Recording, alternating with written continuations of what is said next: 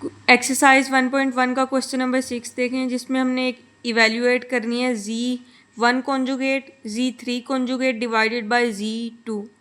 Z1, Z2 और Z3 की हमारे पास वैल्यू गिवन है।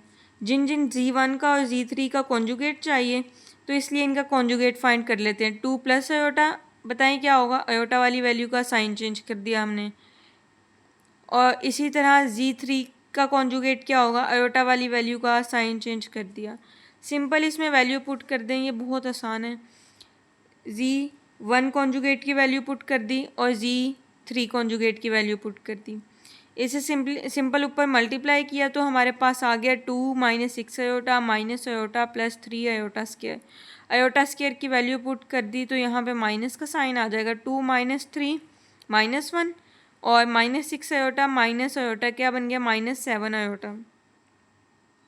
ठीक है, अब नीचे हमारे पास जब अयोटा आ जाए कॉन्जुगेट से मल्टीप्लाई डिवाइड, अयोटा वाली वैल्यू का साइन चेंज किया, प्लस आया, बाकी सेम वैल्यू से मल्टीप्लाई और डिवाइड कर दिया हमने।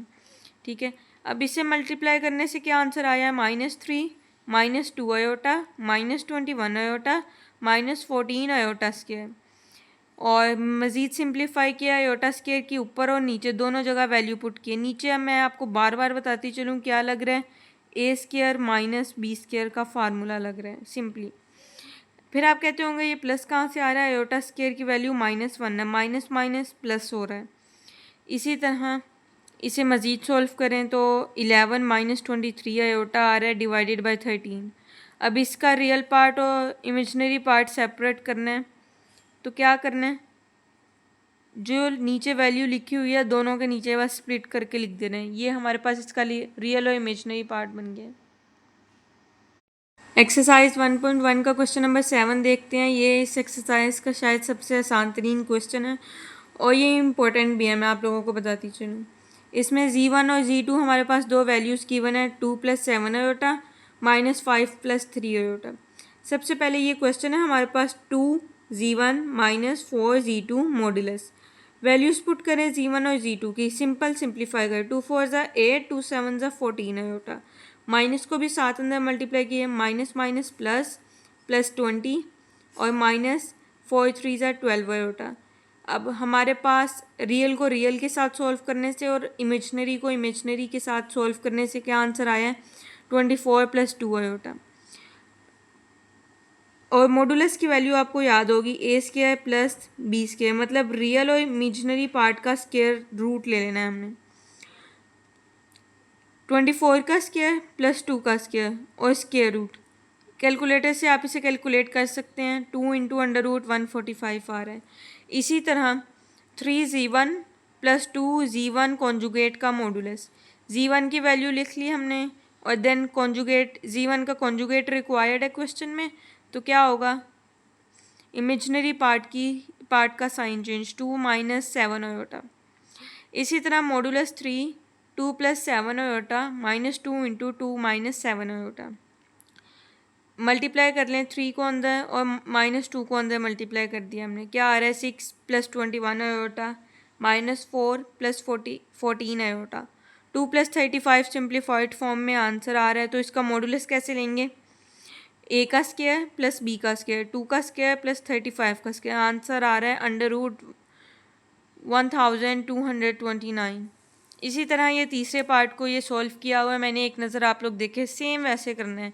यहाँ पे -7 Z2 + 2Z कॉन्जुगेट का square, sorry -7 Z2 + 2Z2 conjugate modulus.